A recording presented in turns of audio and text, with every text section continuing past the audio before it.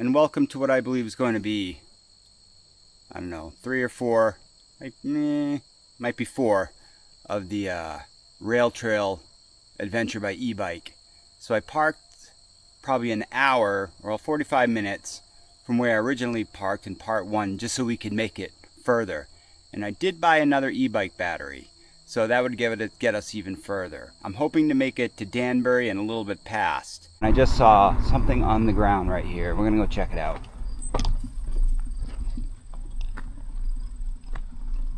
It looked like a little pouch.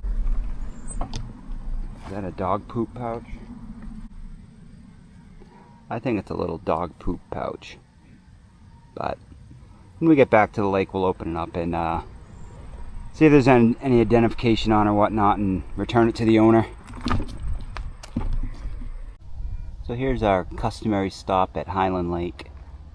And apparently they closed the bathrooms or locked the bathrooms at Labor Day. And so we had to make other arrangements.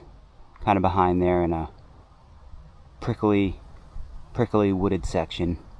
So kind of had to stay well hidden because there were a few people on this beach and you know, don't need any indecent exposure charges today. Funny, as I was coming to the lake, I saw a couple walking a dog and they're looking in the trash barrels and such and things like that. And I say, what are you missing? And they say, oh, a little pouch. And I said, this? And like, oh yeah. And I said, I was going to open it when I got to Highland Lake and see if there was idea. And they go, nah, just a poop bag. You know what time it is. Time for one long whistle. Through the tunnel we go.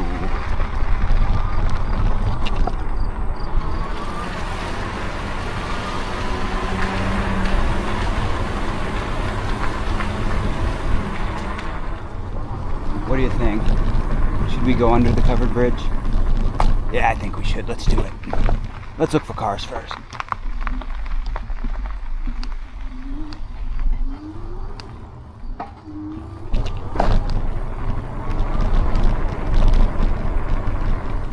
There we go. Keniston Bridge, Andover, New Hampshire. Built 1882, number 15.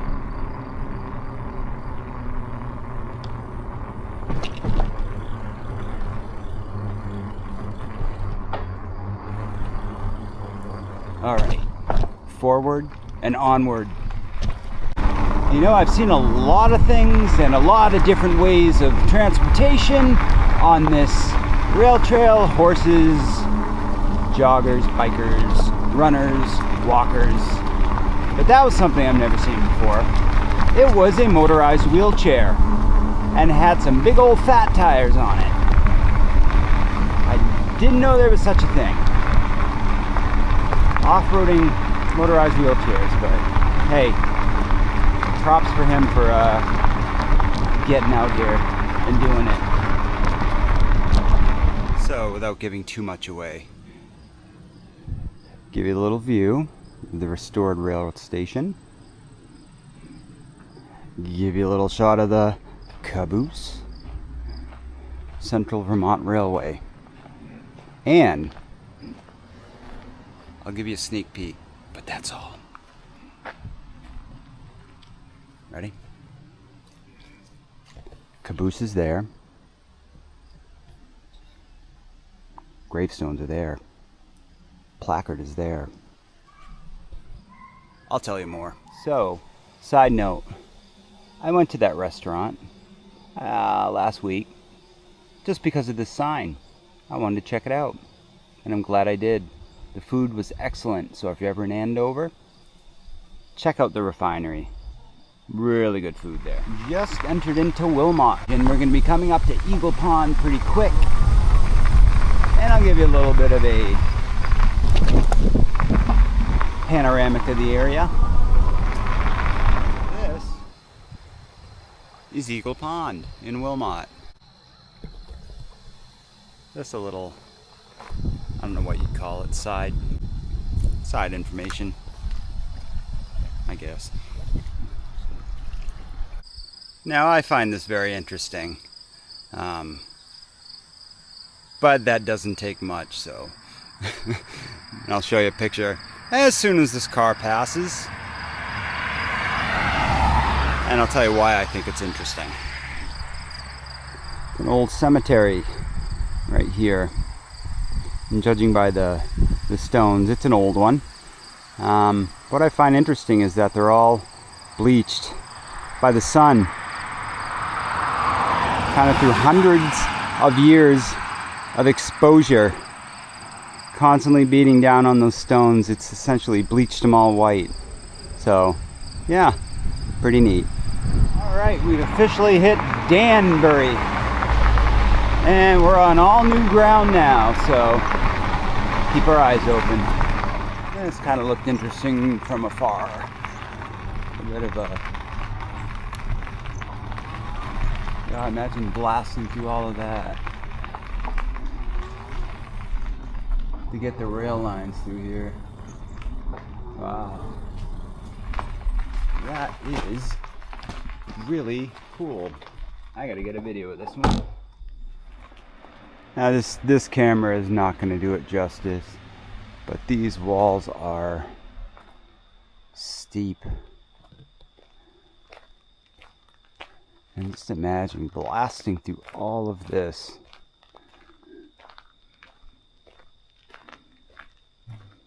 To make way for the rails. Those trees are just kind of growing right on the edge. You can see the runoff from the water. As I said, it probably doesn't put it in perspective, but pretty awesome. So I wanted to stop here and mention this. These are all over this rail trail, and it's kind of what remains of the rail line. And it's kind of cool that they kept them in place, and what that was used for back in the old railroad times, they were mostly for the brakemen who were on the top of the freight cars or the train cars, and before they would go under a bridge, those strips of wire would hit them on the back to kind of alert them that there was a bridge approaching and to duck. But unfortunately, there are cases of some accidents where they failed to duck, and as you can see, probably not a very good outcome, especially being on top of that the train. So just wanted to point that out. So I found answers to a lot of our questions that we've been traveling on. Number one, there's a guy actually painting the mile markers. But most interestingly enough, you know the one long whistle? Well,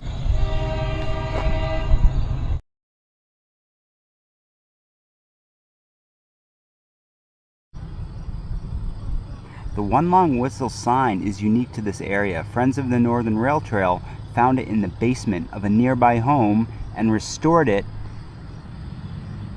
at its original location. The train whistle blast warned workers at the Winter Hill Ice Company who were working on the side track near the main line to move out of the way. So in fact, it had nothing to do with the graveyard above it, but that's still very interesting. And I just told you about that, the telltales. Yep. So there you go. Answers to a lot of our questions. Neat. It looks like we're entering the Mount Cardigan Trail System with a bunch of advertisements of pizza places and such. So, yeah, gonna keep going. We are making some time and some travel today. We just hit Grafton. So, battery life is good. The only thing I'm worried about is the time. It's getting a little late, so, and we got a long ways back. This looked like kind of a nice spot to have a, well, really late lunch. Peanut butter and fluff sandwiches, and you know, but yeah, it looked like a nice spot. Probably a nice spot to go swimming too. All sandy. You got a rope swing. Local swimming hole, I guess. Wait for it. Wait for it. There it is. Java monster. Another curious find off the trail. The warming hut. I'm guessing this is for the snowmobilers.